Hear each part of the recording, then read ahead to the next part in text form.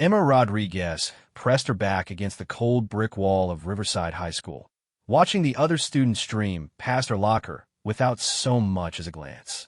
3 months into her senior year, and she might as well have been invisible. That was exactly how she wanted it.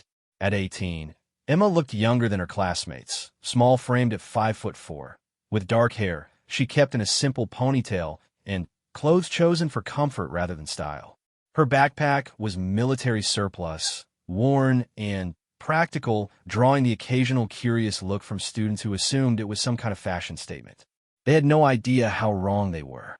The bell rang for lunch, and Emma gathered her books with practiced efficiency. Her movements were economical, precise, habits drilled into her during years of training that these teenagers couldn't begin to imagine. She'd learned to suppress those instincts in civilian life, to move like a normal person, but it wasn't natural anymore. Walking toward the cafeteria, Emma's eyes automatically scanned for exits, assessed potential threats, cataloged faces in the crowd. It was exhausting, this constant state of awareness in an environment that posed no real danger, but she couldn't turn it off.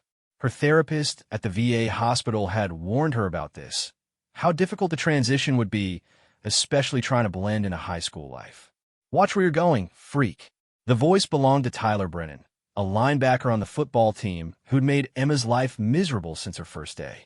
His friends flanked him like a pack of wolves. Madison Clark with her perfectly styled blonde hair and designer clothes, Jake Morrison whose father owned half the town, and Chloe Sanders who followed Madison's lead in everything.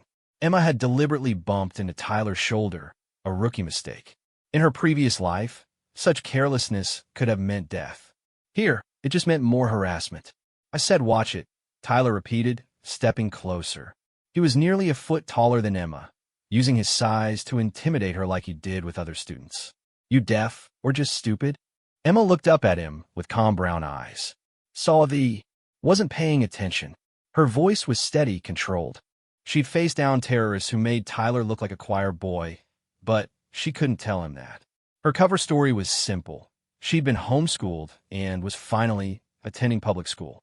Her military service was buried under classified documents and sealed records. "Damn right you weren't," Madison chimed in, her voice dripping with contempt. "God, look at those clothes. Did you get them from a thrift store?" Emma glanced down at her plain jeans and gray hoodie. She owned exactly 4 outfits, all purchased from a discount store with her veteran's disability check. Fashion had never been a priority when she was kicking down doors in Fallujah. "Leave her alone," a voice said from behind the group. Everyone turned to see David Chun, a quiet kid from Emma's calculus class. He was one of the few students who'd ever spoken to her civilly, though she'd kept their interactions brief. Getting close to people wasn't something she could afford. Tyler laughed. "Oh look, the nerd's got a boyfriend." "How sweet." "I'm not her boyfriend," David said quickly, his face reddening. "I just think you should leave her alone." "Or what?" Jake Morrison stepped forward, cracking his knuckles. "You gonna make us?" Emma watched the situation escalate with growing unease. In her old life, she would have ended this confrontation in seconds. Tyler and his friends had no idea they were threatening someone who'd killed enemy combatants with her bare hands. But she couldn't do that here. She had to be normal Emma, scared Emma, helpless Emma. "It's fine," she said quietly. "Really, I don't want any trouble." Tyler smirked. "Smart girl. Come on, guys. Let's leave the losers to their lunch." As the group walked away, Emma heard Madison whisper something about weird military brat to Chloe. Her stomach clenched. How much did they know? Her cover was supposed to be airtight. David was still standing beside her, looking concerned. "You okay?" Emma nodded. "Thanks for trying to help, but you shouldn't get involved. They'll just make things harder for you."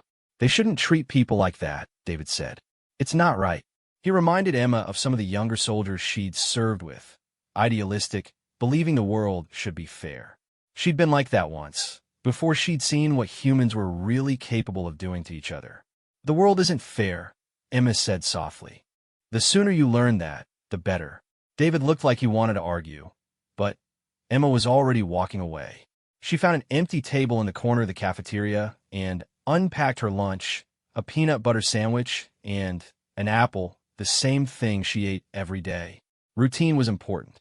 Routine kept her grounded. As she ate, Emma's mind drifted to the phone call she had with her VA counselor the night before.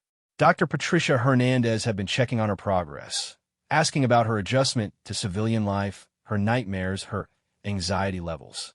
Emma had given all the right answers. She was fine, managing well, no problems to report. It was mostly true. The nightmares had decreased from nightly to weekly. The panic attacks were less frequent. The hypervigilance was still there, but she was learning to manage it. By all measures, she was a success story. So why did she feel so empty? Emma had enlisted in the Navy at 17, lying about her age with forged documents after aging out of foster care. The military had given her purpose, structure, a family of sorts. Boot camp had been brutal, but she'd thrived under the discipline. When she'd volunteered for SEAL training, her instructors had laughed. No woman had ever completed the program. Emma had been the first. Her service record was classified, but she'd served 3 tours in Afghanistan and 1 in Iraq. She'd been part of operations that never made the news, had saved lives, and taken them in equal measure. She'd been decorated for valor, promoted rapidly, respected by her teammates. Then, an IED explosion had changed everything.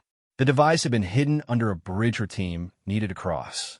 Emma had spotted the trigger wire, had shouted a warning, but the blast still caught them. 3 of her teammates had died instantly. Emma had survived with a shattered left leg and traumatic brain injury that ended her military career. The physical wounds had healed. The mental ones were still a work in progress. The VA had recommended she finish her high school education and pursue college. Emma had tested out of most classes, but she needed a diploma for college admission.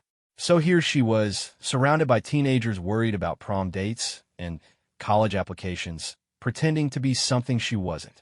Her phone buzzed with a text from Dr. Hernandez. "Remember, you're not alone. Call if you need anything." Emma deleted the message immediately.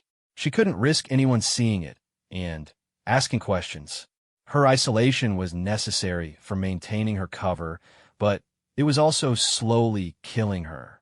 The afternoon passed in a blur of classes Emma could have taught herself. Her teachers had quickly learned not to call on her. She either knew the answers immediately or clearly wasn't paying attention. Most assumed she was just another disinterested student. They had no idea she was fighting flashbacks triggered by the sound of locker doors slamming like gunshots. After school, Emma walked to her part-time job at Murphy's hardware store. Old Tom Murphy had hired her without asking too many questions, probably because she could lift heavy boxes without complaining and knew more about tools than most of his other employees. It was honest work, and it kept her busy. "Emma, you got a minute?" Tom called from behind the register. She walked over, noting his concerned expression. Tom was in his 70s, a Vietnam veteran who'd opened the store after coming home from the war. Sometimes Emma caught him studying her with knowing eyes, like he recognized something familiar. "Got a delivery that needs to go out to the Harrison farm," Tom said. "Their pickup truck's in the shop, and they need some fencing supplies. Think you can handle it?" Emma nodded. She had a motorcycle, a used Honda that was reliable if not pretty. "How much weight?" "Maybe 50 pounds of posts and wire. Nothing you can't handle." As Emma loaded the supplies, she noticed Tom was still watching her. "Something wrong?" "You remind me of someone I used to know," he said quietly. "Young soldier, came back from overseas different than when he left. Took him a while to find his place again." Emma's hands stilled on the fence posts. "What happened to him?" "Took some time, but he figured it out. Found his purpose again." Tom smiled. "Sometimes the hardest battles are the ones we fight after we come home." Emma met his eyes. "I don't know what you mean." "Of course you don't," Tom said gently. "But if you ever need someone to talk to who might understand, I'm here." Emma finished loading the supplies without responding, but Tom's words stayed with her as she rode out to the Harrison farm. The sun was setting, painting the sky in brilliant oranges and purples that reminded her of desert sunsets half a world away. The Harrison farm was typical for this part of Ohio. Rolling hills, white farmhouse, red barn that had seen better days. Mrs. Harrison came out to greet her, a woman in her 60s with work-worn hands and a kind smile. "You must be Emma," she said. "Tom's told us about you. Good to have reliable help." As Emma unloaded the supplies, she noticed a man watching from the barn doorway. He was younger than Mrs. Harrison, maybe in his 40s, with the bearing of someone who'd served in the military. When he walked over to help, Emma saw the prosthetic leg. "I'm Mark Harrison," he said, extending his hand. "Ça son." His grip was firm, his eyes sharp and assessing. Emma recognized the look. He was evaluating her the same way she was evaluating him. "Emma Rodriguez.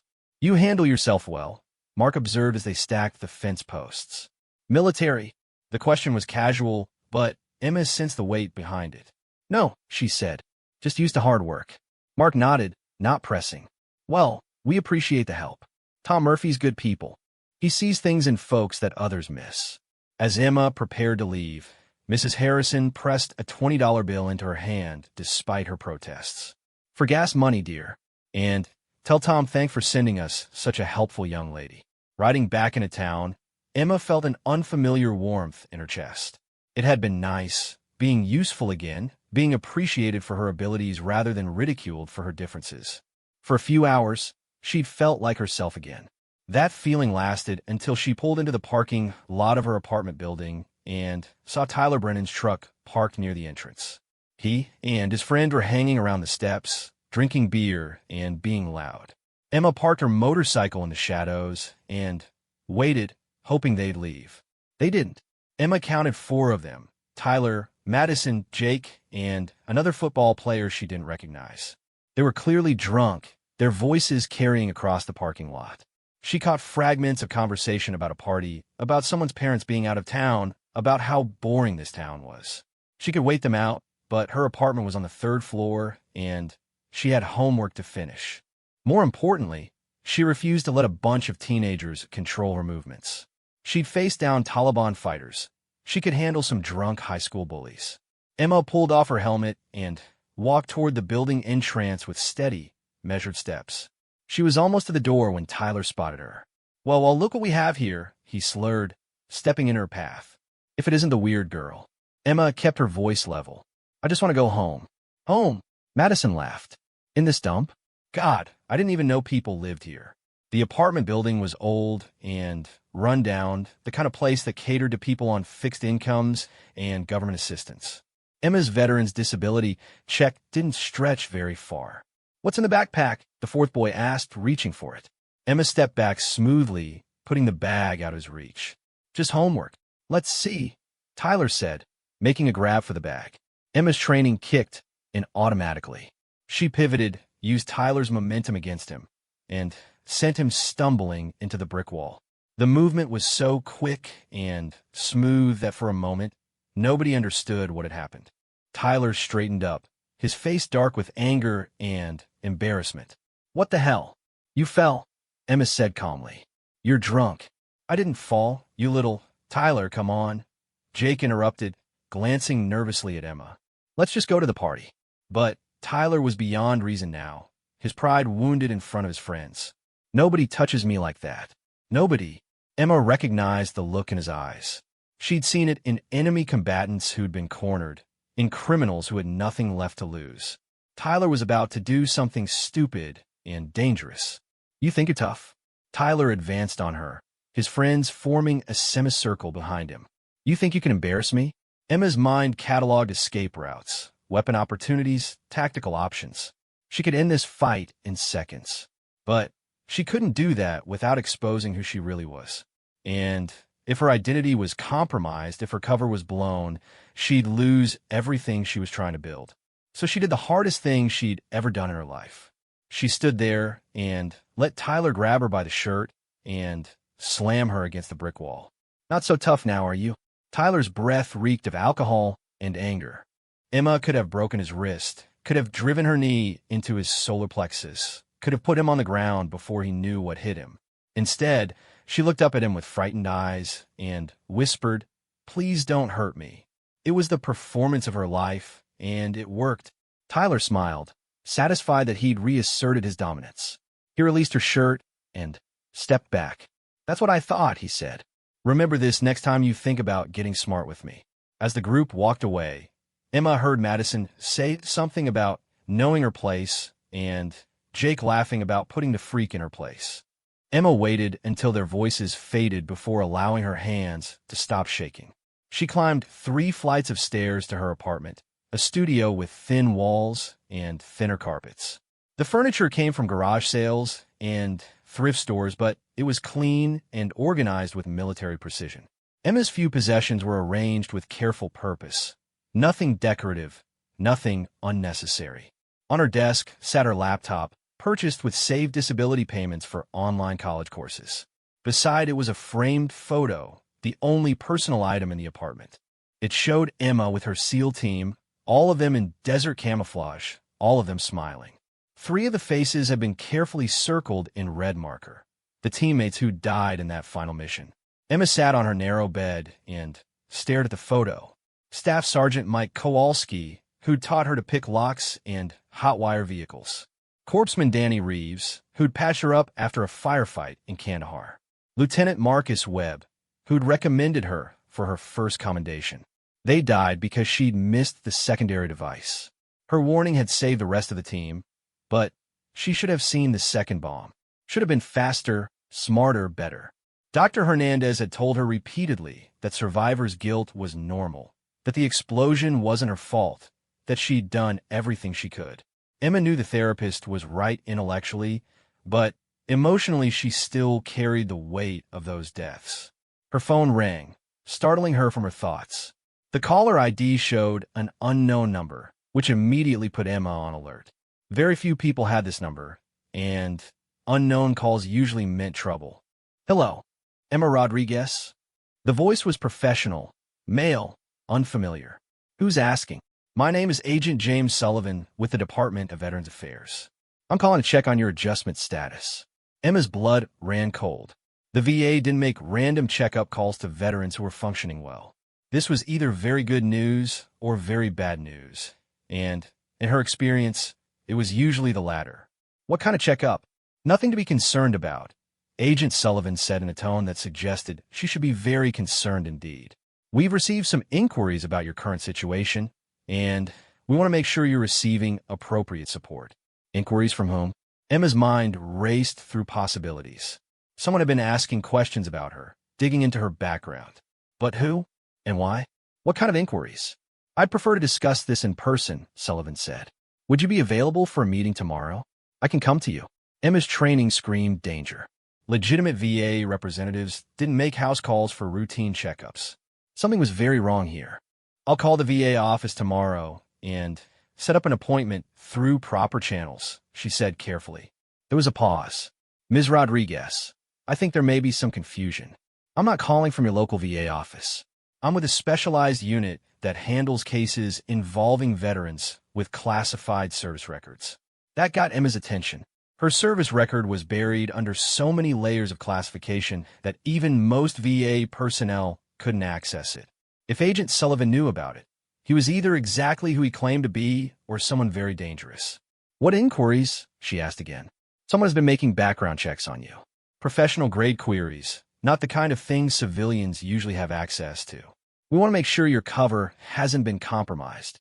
Emma's heart rate spiked. Cover blown meant relocation, new identity, starting over again. It meant losing the small life she'd managed to build here, losing her job at the hardware store, her apartment, her carefully constructed routine. Who? She demanded. That's what we're trying to determine. Can you think of anyone who might have reasons to investigate your background? Anyone who's shown unusual interest in your past? Emma thought about Tom Murphy's knowing looks, Mark Harrison's military bearing, even Dr. Hernandez's persistent check-ins. But none of them seemed like the type to run professional background checks. I can't think of anyone, she said. Well, we're looking into it. In the meantime, I want you to be extra careful. Vary your routine. Watch for surveillance. Trust your instincts. If anything feels off, call this number immediately. Agent Sullivan rattled off a phone number that Emma memorized instantly. Military training had given her perfect recall for important information. Is there immediate danger? She asked. We don't know, but someone with sophisticated resources is interested in you, and that's never a good sign for someone in your situation. After Sullivan hung up, Emma sat in her dark apartment and tried to process this new threat. Someone was investigating her background, someone with professional capabilities. That narrowed the field considerably. She thought about Tyler and his friends, but dismissed them immediately. High school bullies didn't have the resources or sophistication for professional background checks. This was something else entirely. Emma opened her laptop and began running her own searches using techniques she'd learned in intelligence training. She cross-referenced her known associates, looked for unusual activity in her financial accounts, checked for any digital footprints that might have been compromised.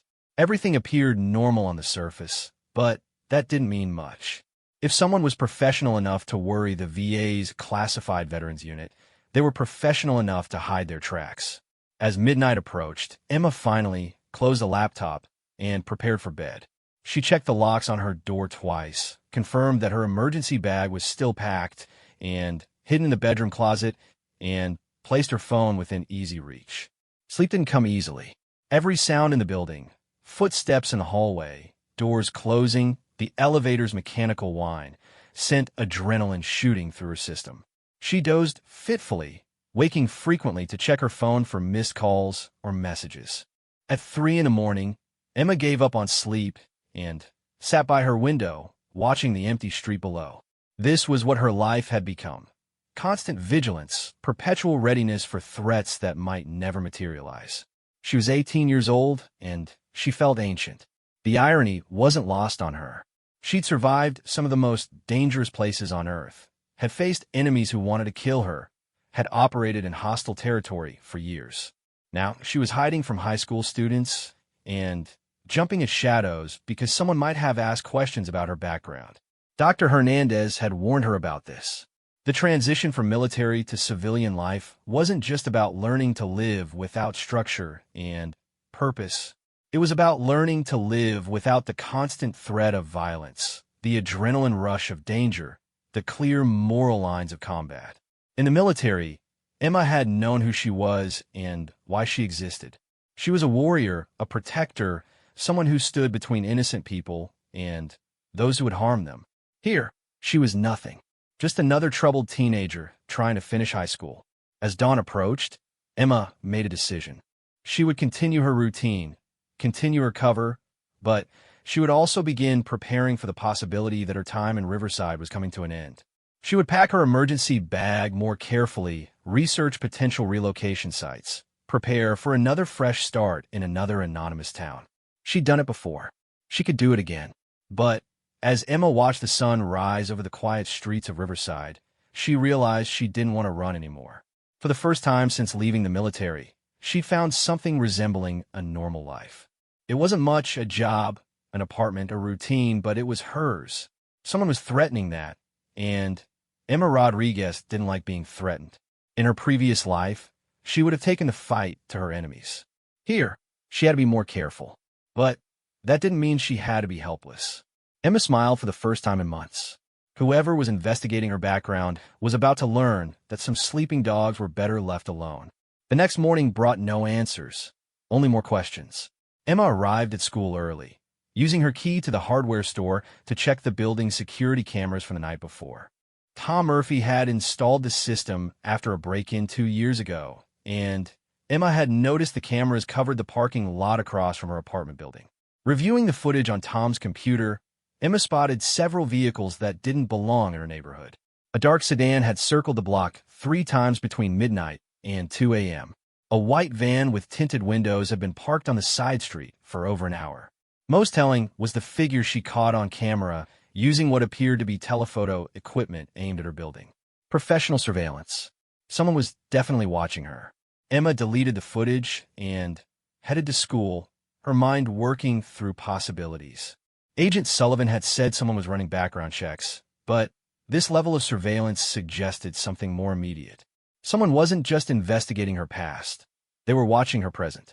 At school, Emma noticed immediately that something was different. Students were staring at her more than usual, whispering when they thought she couldn't hear. By second period, she caught fragments of conversation that made her blood run cold. Heard she used to be in the military. My dad knows someone who looked into it. Killed people overseas. Emma's cover was blown. The question was how badly, and by whom. During lunch, she found David Chun sitting alone in the library, looking uncomfortable. When he saw her approaching, his expression shifted to something between fear and curiosity. Is it true? He asked without preamble. Emma sat down across from him, keeping her voice low. Is what true? That you're some kind of soldier? That you've been in combat? Emma studied his face. David wasn't malicious like Tyler and his crew, but information had a way of spreading regardless of the source's intentions. Where did you hear that? Madison Clark was telling people that her father ran a background check on you. Said you have a classified military record. David leaned forward. She said you killed people. Emma's stomach dropped. Madison's father was Robert Clark, a prominent local attorney with political connections. If he'd run a professional background check, he had access to resources that civilian investigators shouldn't possess. Why would her father investigate me? Emma asked.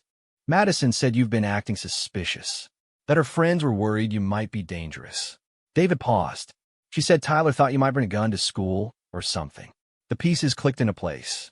Tyler's bruised ego from their confrontation had led to paranoid speculation. Madison's father had connections that could access classified information. Someone had decided Emma was a threat and had dug into her background to confirm their suspicions. David, you need to listen to me very carefully, Emma said. Whatever you've heard, whatever people are saying, you need to stay away from me. Things are about to get complicated. Are you dangerous? Emma met his eyes. Not to innocent people, but people are going to think I am, and that makes everything dangerous. As if summoned by their conversation, Tyler Brennan appeared at the library entrance with Jake Morrison and two other football players Emma didn't recognize. They scanned the room until they spotted her table, then began walking over with obvious purpose. Emma stood up. David, leave. Now. I'm not leaving you alone with them. Yes, you are. This isn't about being brave. This is about being smart. Tyler reached their table before David could respond. His swagger was different today, more confident, more purposeful. He knew something, and he thought it gave him power. Well, Tyler said loud enough for half the library to hear. If it isn't Riverside High's own little war criminal. Emma remained standing, her posture relaxed, but balanced. Tyler. Oh, we're being formal now? What should I call you? Sergeant? Lieutenant? Or do you prefer killer? Several students had turned to watch the confrontation. Emma noted the librarian, Mrs. Patterson, moving toward the phone at her desk. This was escalating quickly. I don't know what you think you know, Emma said calmly, but you should be careful about making accusations. Jake Morrison laughed. Accusations? Madison's dad showed us your file. Navy SEAL, 3 combat tours, classified missions. You're a stone-cold killer pretending to be a high school student. Emma's mind raced. If Robert Clark had accessed her actual military file, he had serious connections. More importantly, he'd shared classified information with teenagers, which was a federal crime. That information, if it exists, would be classified, Emma said carefully. Sharing it would be illegal. Oh, listen to her, Tyler mocked. Talking about illegal. How many laws did you break over there? How many innocent people did you murder? The word murder hit Emma like a physical blow. She thought of Danny Reeves, bleeding out in the desert while she tried desperately to save him. She thought of Marcus Webb, calling for his mother as he died. She thought of all the missions where she'd followed orders, trusted her superiors, believed she was serving something greater than herself. You don't know anything about it, Emma said, her voice low and dangerous. Tyler stepped closer, encouraged by her apparent emotion. I know you don't belong here. I know you're dangerous. And I know we're going to make sure everyone understands what kind of freak you really are. Emma's training kicked in. She assessed threats. 4 teenage boys, physically strong but untrained, emotionally volatile, operating in a public space with witnesses.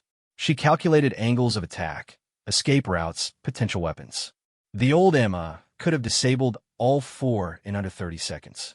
But the old Emma was gone. This Emma was a high school student who couldn't afford to reveal her capabilities. Mrs. Patterson is calling security, David said quietly. Just wait it out. Emma glanced at him, surprised he was still there. His loyalty was touching, but dangerous. Association with her was about to become toxic. Smart friend you got there, Tyler said. Too bad he's backing the wrong horse. That was when everything went wrong. Tyler reached out to shove David away from the table, intending to isolate Emma for further harassment. But David tried to be brave, stood his ground, and pushed back. Tyler, not expecting resistance from the smaller student, stumbled slightly. The stumble triggered Tyler's memory of their confrontation the night before, when Emma had made him look foolish in front of his friends. His face flushed with anger and humiliation. "That's it," Tyler snarled. "I'm done playing games with you freaks." He grabbed Emma by the arm, his grip bruising and possessive. "You're coming with us." Emma could have broken his grip easily, but doing so would reveal her training. Instead, she tried to pull away using normal teenage resistance. "Let go of me." "Not happening. We're going to have a little conversation about what happens to psycho-military rejects who think they can mess with us." Jake Morrison grabbed Emma's other arm while the two unnamed football players blocked David's path. Mrs. Patterson was still on the phone, but school security was notoriously slow to respond. "Where are you taking her?" David demanded. "None of your business, nerd," Jake replied. "Unless you want to join her." They were dragging Emma toward the library's back exit, the one that led to the maintenance areas behind the school.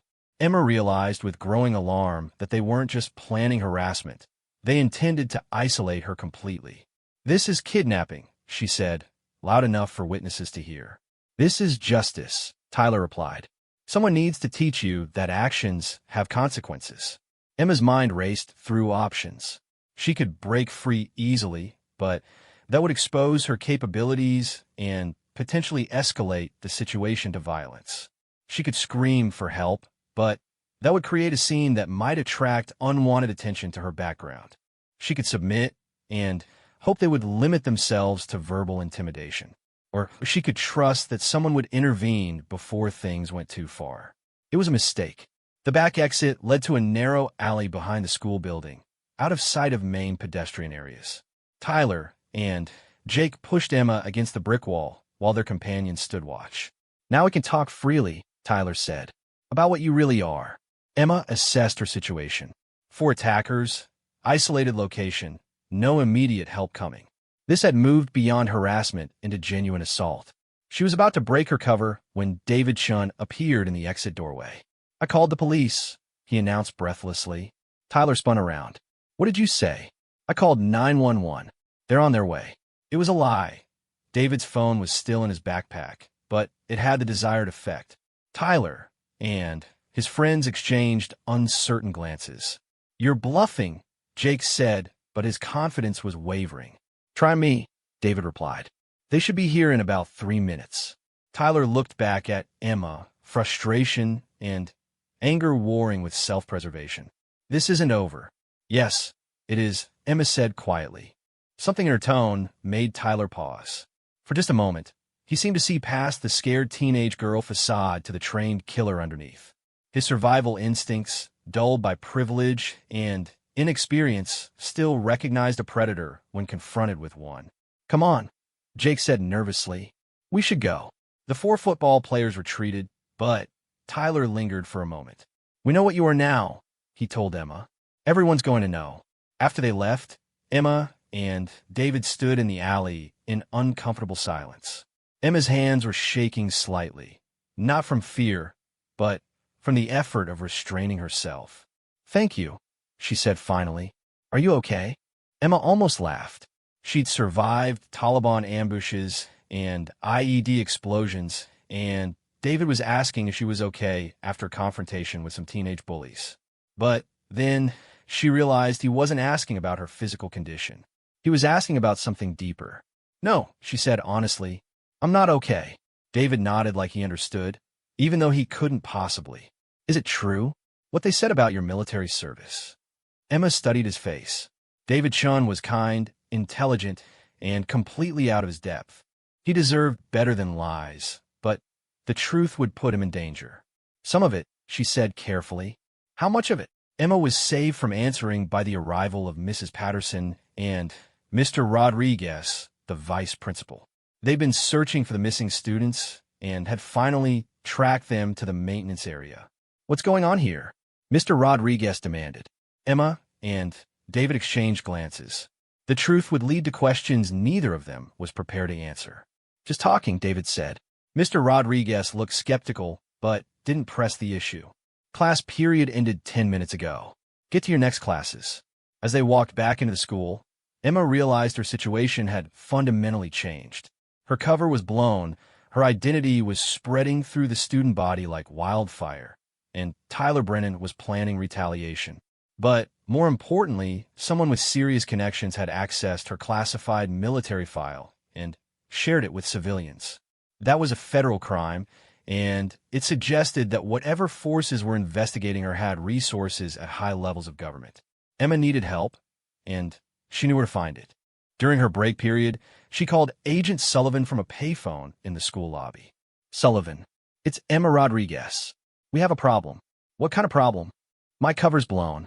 Someone with serious connections accessed my military file and shared it with local civilians." There was a pause. "How do you know?" Emma explained about Robert Clark, Madison's accusations, and Tyler's confrontation. Sullivan listened without interrupting, occasionally asking for clarification on details. "This is worse than we thought," Sullivan said finally. "Robert Clark is connected to several defense contractors. If he's investigating you, it's not random curiosity." "What does that mean?" "It means someone with government connections wants to know about you specifically. The question is whether they want to recruit you or eliminate you." Emma's blood ran cold. "Eliminate? Veterans with your skill set and psychological profile represent potential security risks if they become unstable. There are protocols for monitoring such individuals." "I'm not unstable. I know that. But someone else might disagree, especially if they've been fed selective information about your background." Emma thought about Tyler's accusations, about being labeled a war criminal and a killer. Someone was painting her as dangerous, possibly to justify action against her. "What do I do?" "First, you need to document everything. Keep records of who said what, when, and in whose presence. Second, you need to be prepared for this situation to escalate beyond simple harassment." "How much escalation?" "Unknown. But, Emma, I want you to understand something clearly. If powerful people have decided you're a threat, your safety depends on proving them wrong. Don't give them any excuse to justify their concerns." Emma understood the implication. No matter what Tyler and his friends did to her, she couldn't retaliate using her military training. Any display of her true capabilities would confirm their worst assumptions about her. "I need relocation," Emma said. "We're working on it. But these things take time, and we need to be careful not to confirm their suspicions by moving you too quickly." "How much time?" "A few days, maybe a week." "Can you maintain your cover that long?" Emma thought about Tyler's promise that this isn't over. She thought about Madison Clark spreading stories about her military background. She thought about the escalating pattern of harassment and the isolation she'd felt even before this crisis. "I don't know," she said honestly. "Do your best. And, Emma, be very careful who you trust. If someone's painting you as unstable, they might try to create situations that support that narrative." After hanging up, Emma sat in the school lobby and tried to process her situation. She was being investigated by unknown forces with government connections. Her cover identity was blown among her classmates. She was facing escalating harassment that she couldn't respond to without confirming her enemy's worst assumptions about her. And somewhere in all this mess was the nagging feeling that she was missing something important. Emma's thoughts were interrupted by the arrival of David Chun, who sat down beside her with obvious nervousness. "I've been thinking about what happened," he said. "About what Tyler said." Emma waited for him to continue. "If you really are a veteran, if you've really seen combat, then what they're doing to you isn't just bullying. It's something worse."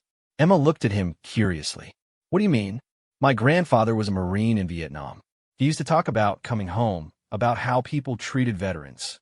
He said the hardest part wasn't the war. It was trying to readjust to normal life when people either ignored your service or treated you like you were damaged." Emma felt something tight in her chest.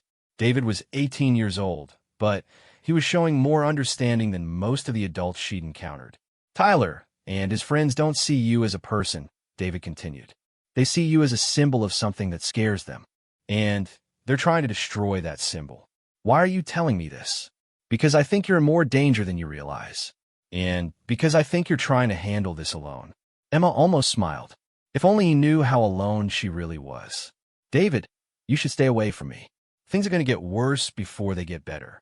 "Maybe, but that doesn't mean you should face it alone. Before Emma could respond, the bell rang for the next class period.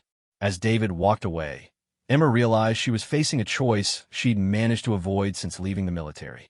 She could continue trying to handle everything alone, maintaining her isolation and independence at the cost of her emotional well-being, or she could risk trusting someone, accepting help, allowing herself to be vulnerable.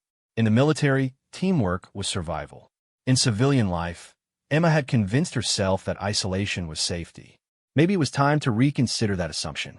The rest of the school day passed without incident, but Emma could feel the weight of stares and whispered conversations.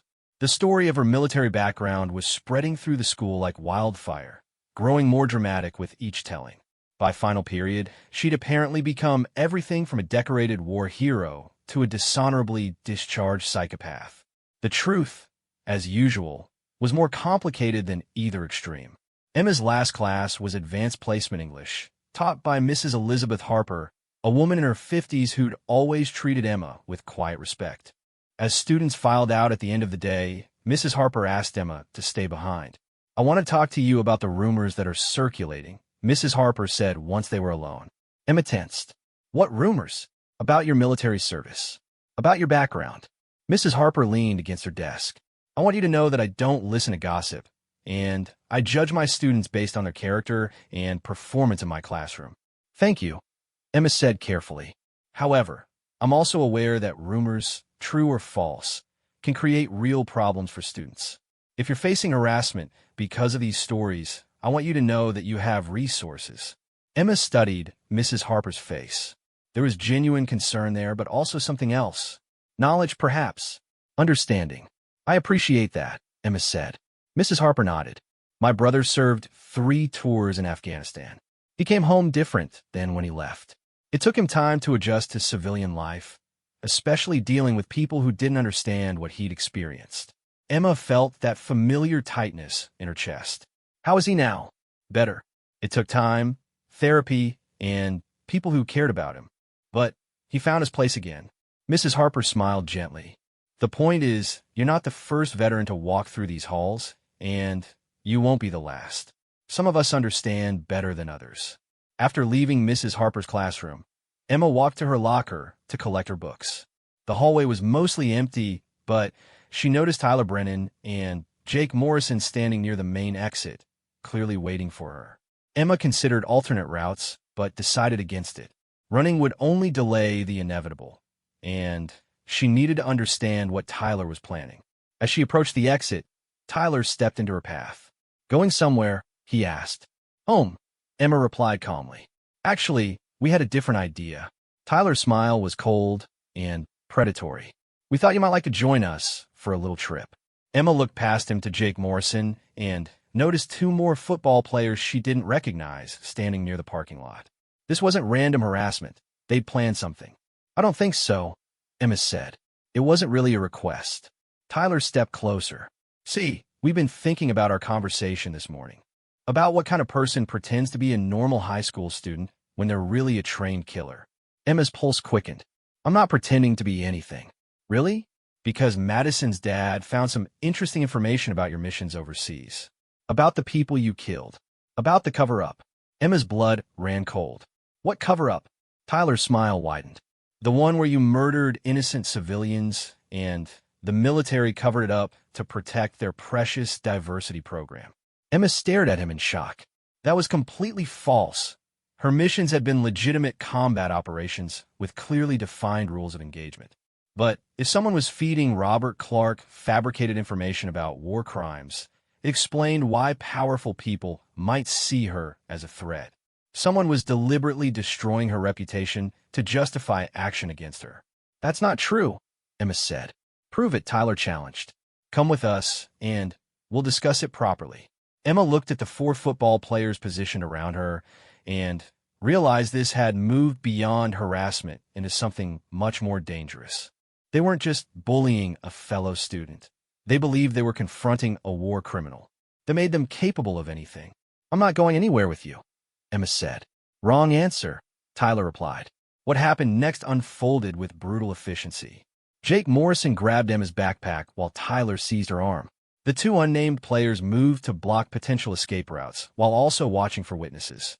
Emma could have ended the confrontation in seconds, but Agent Sullivan's words echoed in her mind. Don't give them any excuse to justify their concerns. If she used her military training against these students, it would confirm every accusation they'd made about her being dangerous.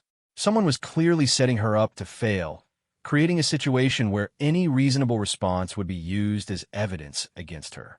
So Emma did the hardest thing she'd ever done. She let them force her toward the parking lot. "Where are we going?" she asked, still hoping to de-escalate the situation. "Somewhere we can talk privately," Tyler said. "About justice." The word justice sent ice through Emma's veins. These weren't just angry teenagers anymore. They convinced themselves they were serving some higher purpose. As they reached Tyler's truck, Emma saw David Chin appear in the school doorway. He spotted the situation immediately and pulled out his phone. "Hey," David shouted across the parking lot. "Leave her alone." Tyler cursed. "Deal with him." One of the unnamed players, a massive lineman Emma didn't recognize, started walking toward David with obvious hostile intent. Emma made her decision. The moment Tyler relaxed his grip to look back at David, Emma twisted free using a basic escape technique that could have been learned in any self-defense class. She put the truck between herself and the other players, buying precious seconds. "David, run," she shouted. But David, bless his foolish heart, was actually moving toward the confrontation rather than away from it. The lineman reached him just as Emma cleared the truck's rear bumper. What happened next changed everything. David tried to dodge the larger player's grab, lost his balance, and fell backward onto the concrete parking lot. The sound his head made hitting the pavement was sickeningly loud. For a moment, everyone froze. David lay motionless, blood pooling beneath his head. "Oh shit," Jake Morrison whispered. Emma's military training kicked in automatically. She dropped beside David, checking his pulse and breathing while assessing the head injury. She'd seen enough battlefield trauma to know this was serious. "Call 911, she ordered, applying pressure to the bleeding wound. "We can't," Tyler said, panic creeping into his voice. "If we call ambulances, there'll be questions. Reports." Emma looked up at him with coldly furious eyes. "Call 911 now, or I will end you." Something in her voice, the absolute certainty of someone who'd killed before and would do so again to protect innocent life, broke through Tyler's panic. He fumbled for his phone. As they waited for the ambulance, Emma worked to stabilize David's condition while fighting down her own rage. This was exactly what someone had wanted. A situation where her military background would be exposed, where she'd be forced to reveal her capabilities, where she'd be painted as the aggressor in a conflict that left a civilian injured. She'd been played perfectly. The ambulance arrived within minutes, followed closely by police cars and school administrators. As paramedics took over David's care, Emma found herself answering questions from Officer Patricia Martinez, a middle-aged Hispanic woman with sharp eyes and a patient demeanor. "Can you tell me what happened here?" Officer Martinez asked. Emma looked at Tyler and his friends, who were giving their own statements to other officers. She could tell the truth and potentially destroy their futures, or she could protect them and implicate herself. She thought about David Chun, who tried to help her despite having nothing to gain from it. She thought about Agent Sullivan's warnings about not confirming anyone's assumptions about her being dangerous.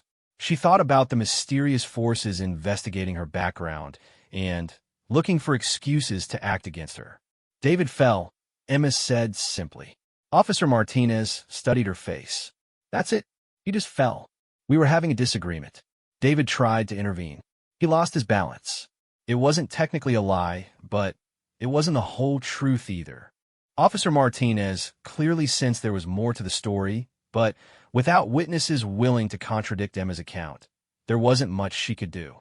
"What kind of disagreement?" Emma glanced at Tyler, who was watching their conversation with obvious anxiety. "Personal stuff. School drama." Officer Martinez made notes, but didn't press further. After getting contact information from everyone involved, she released them with warnings about settling disputes peacefully. As the emergency vehicles pulled away, Emma found herself alone in the parking lot with Tyler and his friends. The dynamic had completely changed. "Why?" Tyler asked quietly. Why what? Why didn't you tell them what really happened? We basically kidnapped you. Emma looked at him with tired eyes.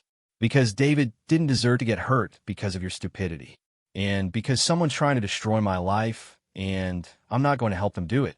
Tyler's face showed confusion and something that might have been shame. I don't understand. Someone fed your father false information about my military service. Emma explained. They wanted you to see me as a threat, so you do something stupid. And it worked. My father?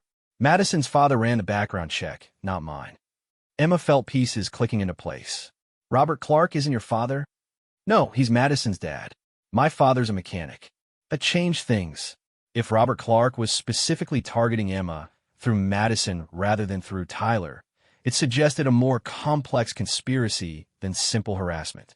Jake, Emma said, turning to the other boy. What exactly did Mr. Clark tell you about my military record? Jake looked uncomfortable. He said you were involved in a massacre overseas. That innocent people died because of you. That you were dangerous and unstable. Emma's blood boiled. Someone was using fabricated war crimes allegations to turn her classmates against her. It was character assassination designed to isolate her and justify whatever action they were planning. None of that is true, Emma said. How do we know? Tyler asked, but his voice lacked its earlier conviction. Because if it was true, I'd be in military prison, not high school. Because war crimes trials are public record. Because you can't cover up a massacre in the modern military. Tyler and his friends exchanged uncertain glances. For the first time, they seemed to be questioning the information they'd been given. Madison's dad seemed pretty sure, Jake said weakly. Madison's dad is either being lied to or lying to you, Emma replied. Either way, you've been used. As the reality of their situation sank in, Tyler's bravado crumbled completely. We could go to jail for this. Probably not, Emma said. David's not going to press charges if he recovers fully. The school might suspend you, but criminal charges would require him or his family to pursue them. Why are you helping us? Tyler asked. Emma considered the question. These boys had harassed her, attempted to kidnap her, and caused serious injury to someone trying to help her. By any reasonable standard, she owed them nothing. But they were also teenagers who'd been manipulated by adults with hidden agendas. They were guilty of stupidity and cruelty, not malicious conspiracy. Because you're not the real enemy, Emma said finally. And because David would want me to. As Tyler and his friends walked away, Emma realized her situation had become even more complicated. Someone was still investigating her background, but now they'd also demonstrated a willingness to manipulate civilians into acting against her. Worse, David Chun was lying in a hospital bed because he tried to help her. Emma's presence in his life had put him in danger, just as it would for anyone who got too close to her. Emma's phone buzzed with a text from Agent Sullivan. Heard about the incident at school. Are you okay? Emma stared at the message. Agent Sullivan had heard about David's injury within hours of it happening. That suggested either impressive information networks or direct surveillance of her activities. She texted back, fine. We need to talk. Can't meet in person yet. Too much attention on you.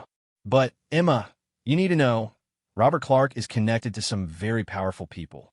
This isn't random harassment anymore. Emma looked around the empty parking lot, feeling the weight of invisible eyes watching her every move.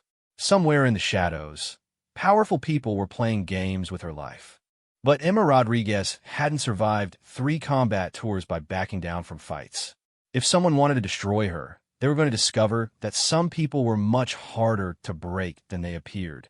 The war for her life was just beginning. Emma spent the night at Riverside General Hospital, sitting in the waiting room while David Chun underwent surgery for his head injury.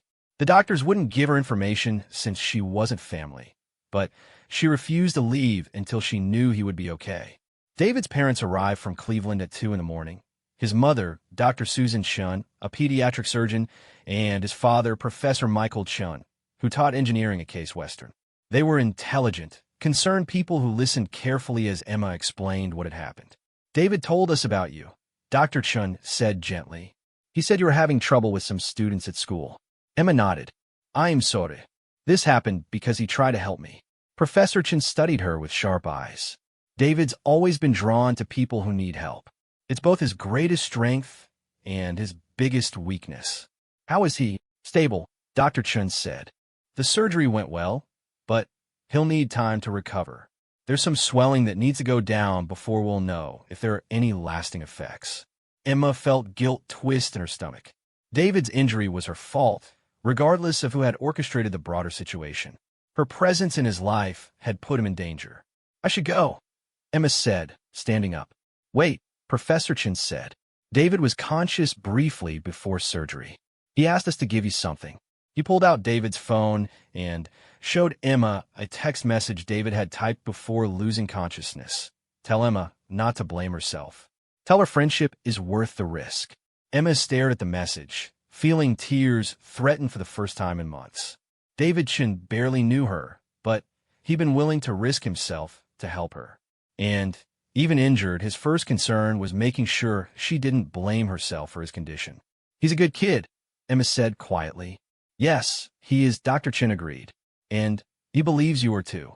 Emma left the hospital as dawn was breaking over Riverside.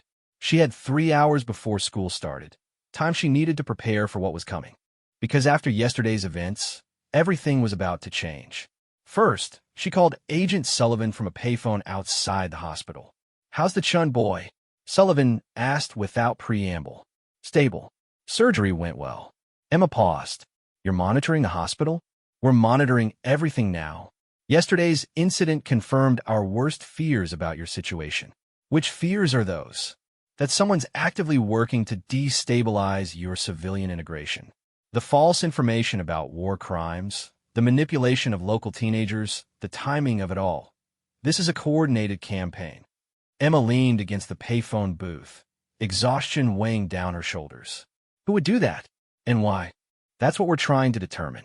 But, Emma, you need to understand something. If powerful people have decided you're a security risk, they have multiple options for dealing with you. Manipulation and character assassination are actually the gentler approaches. We're the less gentle approaches. I think you know the answer to that. Emma's blood ran cold. They'd kill me if they believed you posed a genuine threat to national security. Yes.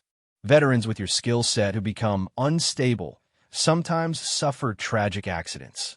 Emma thought about the surveillance she'd spotted, the professional background checks, the careful campaign to paint her as dangerous.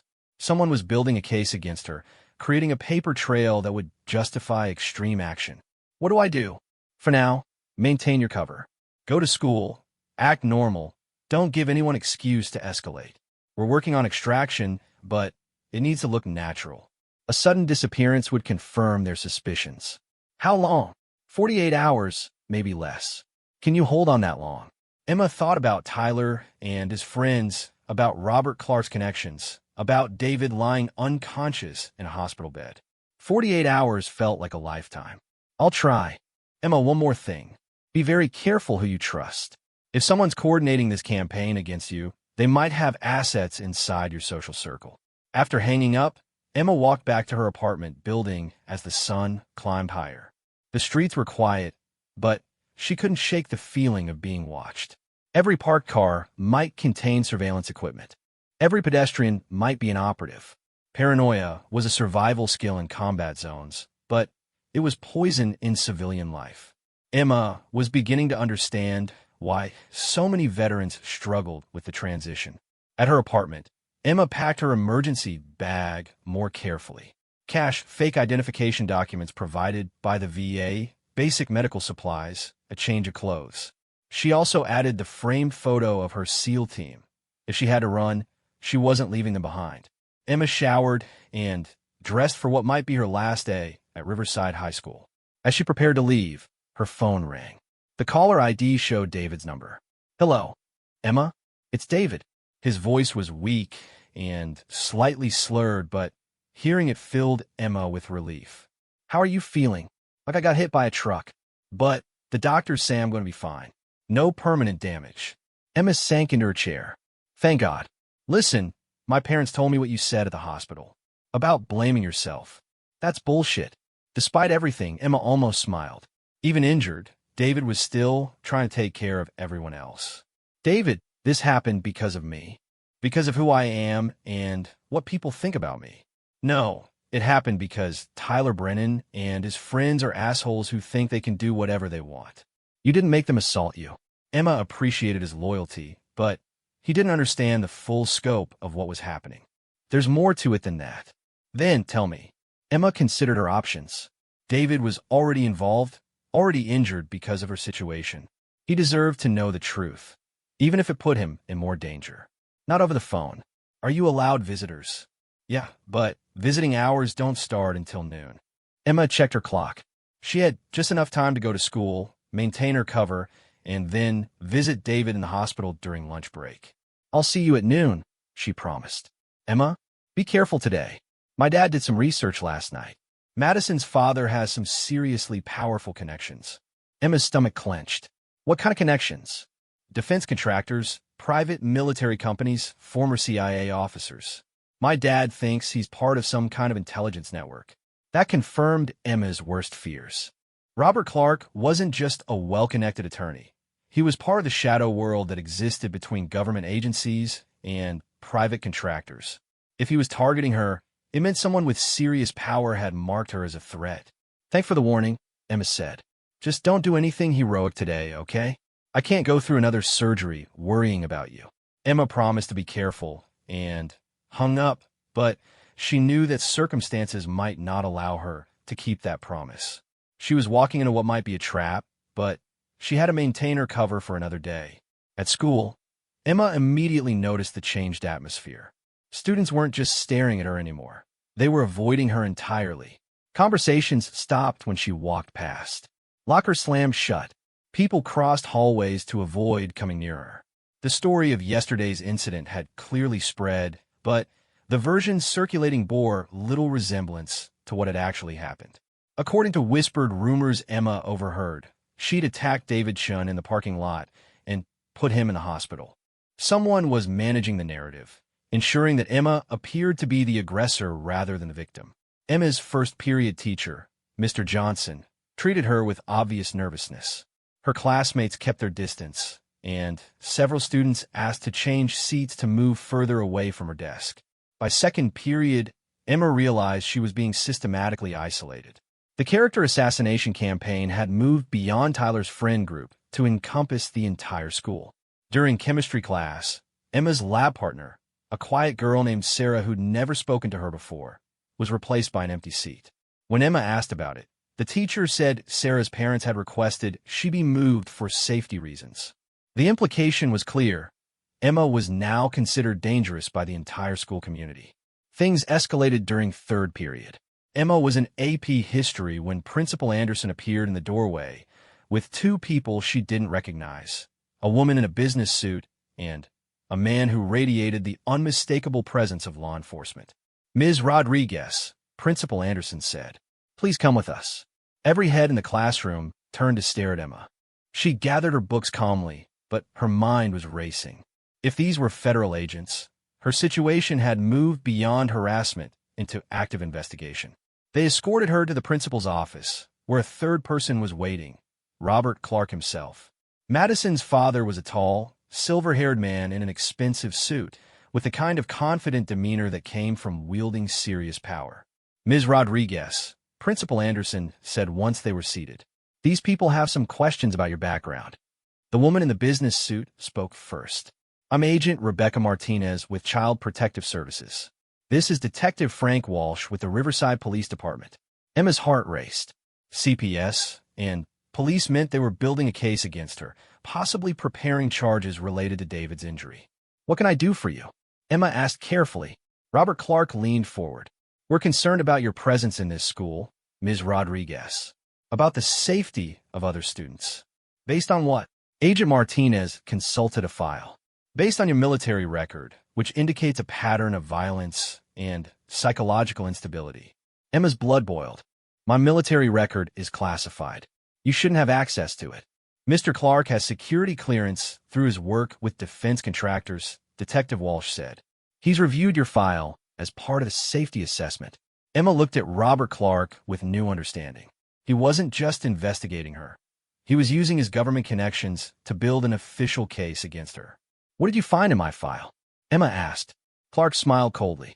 multiple incidents of excessive force, civilian casualties, a pattern of disobeying orders when you disagreed with mission parameters. Every word was a lie, but Emma couldn't prove it without access to her own classified records. Someone had created a false version of her service history, carefully crafted to support their narrative of her being dangerous and unstable. None of that is true, Emma said. Really? Then, how do you explain what happened to Davidson yesterday? Emma realized the trap she was in. If she told the truth about Tyler's attempted kidnapping, it would sound like paranoid delusions from someone with alleged PTSD. If she maintained her story about David falling accidentally, it suggested she was covering up her own violence. David fell during an argument, Emma said. It was an accident. Agent Martinez made notes. Several witnesses report that you were involved in a physical altercation before Mr. Chen's injury. Who are these witnesses? That's confidential, Detective Walsh said. Emma knew the witnesses had to be Tyler and his friends, but their testimony would be tainted by their own involvement in the assault, unless someone was coaching them to present a version that implicated Emma while minimizing their own actions. I want to speak to a lawyer, Emma said. That's your right, Detective Walsh agreed. But first, we need to discuss immediate safety concerns. Principal Anderson cleared his throat. Given the circumstances, I'm suspending you pending a full investigation into yesterday's events. You're suspending me for being the victim of an assault? We're suspending you for being involved in an incident that resulted in serious injury to another student, Anderson corrected. Emma realized this was all theater. The decision had been made before she'd entered the room. They were going through the motions of due process while systematically destroying her life. How long is the suspension? Indefinite, pending the outcome of the police investigation. Emma looked around the room at the faces staring back at her. Principal Anderson looked uncomfortable but resigned. Agent Martinez appeared genuinely concerned about student safety. Detective Walsh seemed skeptical but professional. And Robert Clark looked satisfied, like a hunter who'd successfully cornered his prey. Can I collect my things from my locker? Emma asked. Under supervision, Principal Anderson said. They escorted her through hallways filled with staring students. Emma kept her head high and her expression calm, but inside she was calculating escape routes and tactical options. Her military training was screaming that she was in immediate danger. At her locker, Emma collected her textbooks and personal items under the watchful eyes of her escorts. Hidden in her history textbook was a small notebook where she'd been documenting the harassment campaign against her. She palmed it carefully, slipping it into her jacket pocket. As they walked back toward the office, Emma caught sight of Madison Clark, standing with a group of friends near the main entrance. Madison was watching the proceedings with obvious satisfaction, like she was enjoying Emma's public humiliation. But there was something else in Madison's expression that caught Emma's attention. Fear. Madison looked scared, like she was in over her head with forces she couldn't control. Emma filed that observation away for future consideration. Ms. Rodriguez, Agent Martinez said as they reached the office, I want you to understand that this investigation is for your benefit as much as other students. If you're struggling with psychological issues related to your military service, there are resources available to help you. I'm not struggling with psychological issues. The incident yesterday suggests otherwise. Emma realized that Agent Martinez genuinely believed she was helping a troubled veteran. Someone had fed CPS false information designed to make Emma appear unstable and dangerous. Agent Martinez, has anyone told you about the harassment I've been experiencing? About the false stories being spread about my military service? Those allegations are part of our investigation, Martinez said carefully. What allegations? Detective Walsh consulted his notes. Claims that you've made threats against other students, that you've been exhibiting paranoid behavior, that you've been stockpiling weapons. Emma's heart stopped. I haven't done any of those things. Mr. Clark has provided evidence suggesting otherwise. Robert Clark opened his briefcase and produced a manila folder. Security camera footage from your apartment building showing you returning late at night, carrying suspicious packages. Testimonies from students about threatening behavior. A psychological profile consistent with PTSD-induced paranoia and aggression. Emma stared at the folder in shock. Someone had been building a comprehensive case against her, collecting evidence, both real and fabricated, to support their narrative. The packages were groceries and work supplies, Emma said. The security footage would show that if you examined it properly. We'll investigate all claims thoroughly, Detective Walsh said. In the meantime, you're not to return to school property or contact any students. What about my job? We're not restricting your employment at this time. Emma nodded, but she knew her job wouldn't last long. Once word spread about the police investigation, Tom Murphy would have to let her go to protect his business. As Emma prepared to leave the school for what might be the last time, Robert Clark approached her. Ms. Rodriguez, I want you to understand that this isn't personal. It's about keeping our community safe. Emma looked at him with cold eyes. What did I ever do to threaten your community? Your very presence here is a threat. Someone with your background, your training, your psychological profile. You don't belong around children. My psychological profile? Clark smiled. Lone wolf personality. Difficulty forming attachments. History of violence in high-stress situations. Classic markers of someone who might snap under pressure. Emma realized Clark was describing a completely false version of her personality, one crafted to justify treating her as a threat.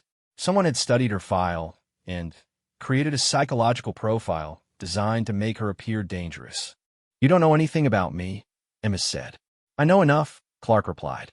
And I know this town is safer with you gone.